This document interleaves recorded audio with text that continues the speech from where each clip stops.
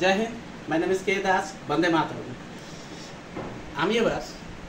আমি কে দাস বলছি, fire industrial safety trainer, বাংলায় বলছি কে দাস।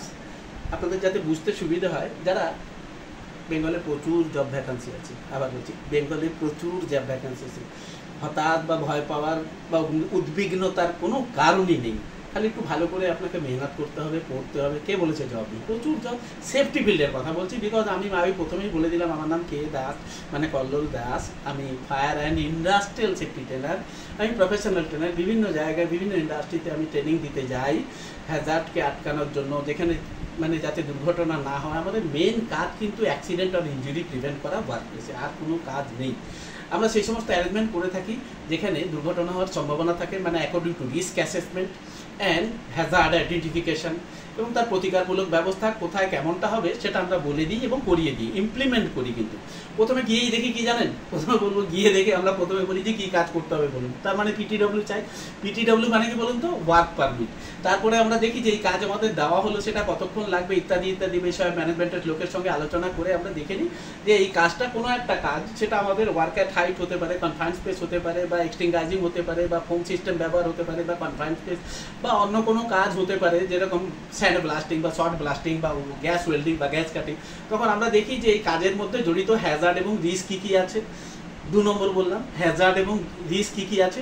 3 নম্বরে বলবো তখন আমরা তার প্রতিকারমূলক ব্যবস্থা ভেবে দেখি, প্রতিকারমূলক ব্যবস্থা ভেবে দেখি। আবার বলছি আমি কে দাস, বাংলায় বলছি। বাস এই তো করতে হবে, আপনাকে কিচ্ছু করতে হবে না। এবং ওই কাজের জন্য ওয়ার্কারকে কী কী ধরনের পিপিই কোথায় লাগবে আপনাদের এটা পড়িয়ে দিতে হবে। কাজের যারা ওই কাজের সঙ্গে যুক্ত হবেন, কী কী ধরনের পিপিই, মানে কোন পিপিই কোন কাজের জন্য। যেরকম এই যে নোজ মাস্ক দেখালাম, তারপরে দেখালাম এইটা দেখালাম, মানে সেফটি হেলমেট। তারপরে যদি এটা ওয়ার্ক অ্যাট হাইটের কাজ হয় তাহলে আপনাকে বলে দিই যে এই ওয়ার্ক অ্যাট হাইটে আপনারা প্রথমে ডেমো দিয়ে বোঝাবেন এইটা এটা ঠিক আছে কিনা চেক করে এটা দেখাবেন, বোঝা গেল? এবং এটা কোথায় লাগবে কোথায় লাগবে না, কীভাবে লাগবে, ফল অ্যারেস্টারের সঙ্গে কী করে কানেক্ট করবেন। এটা ফল অ্যারেস্টার কিন্তু বাধ্যতামূলক নয়। ফল অ্যারেস্টার বেশি উচ্চতায় কাজ করতে গেলে এবং 1.8 মিটার বা 6 ফিটের উচ্চতা আরও বেশি কাজ করতে গেলে প্রয়োজন। এবার বলবো, আচ্ছা বলুন তো দেখি, আপনাদের এই যে দুটো এক্সটিংগাইজার হচ্ছে, দুটো সেম মডেল, দুটো সেম মডেল করতে গেলে দুটো সেম মডেল, দুটোই স্টোর প্রেশার। স্টোর প্রেশারের মধ্যে ব্যবহারের আগে আপনাকে জানতে হবে, লোকে বলে কি জানেন তো, অবাক হয়ে যাবে শুনলে, আপনি অবাক হবেন যে লোকে বলে কি খালি প্রেশার গেজ দেখবো। আমি কেন বললাম প্রেশার গেজ কেন দেখবেন? আপনি প্রেশার গেজের সঙ্গে সঙ্গে এটাও তো দেখুন, ইনফরমেশন লেভেলটা। এই যে ইনফরমেশন লেভেল, এটা হচ্ছে ইনফরমেশন লেভেল। আপনাকে বলে দিচ্ছে যে এই এক্সটিংগাইজার কোথায় কোন আগুনের উদ্দেশ্যে ব্যবহার করা যাবে আর কোথায় ব্যবহার করা যাবে না, এটা বলে দিচ্ছে কে? ইনফরমেশন। এটা তো বলে না, এটা তো সেফটি ট্যাগ বলা হয়, রিফিলিং সেফটি ট্যাগ। কি বলা হয়? Refilling safety tag. তবে মোটামুটি জানি রাখি, এখানেও দেখুন তারা বানিয়ে রেখেছে একটা সেফটি ট্যাগ। এটা এই সেফটি ট্যাগের মধ্যে এলআরডি রয়েছে, জানেন? ফায়ার কুল মানে কোম্পানির নাম, এলআরডি মানে লাস্ট রিফিলিং ডেট। আরেকটা হওয়া উচিত কি ছিল বলুন তো? Next refilling date. গত রিফিলিং ডেট আর নেক্সট রিফিলিং ডেট। মোটামুটি বলে রাখি এই এক্সটিংগাইজারকে আপনাকে কি জানতে হবে জানেন? আচ্ছা বলুন তো দেখি, আপনি কি করে আইডেন্টিফাই করবেন যে এটা লোকাল মেড না অরিজিনাল?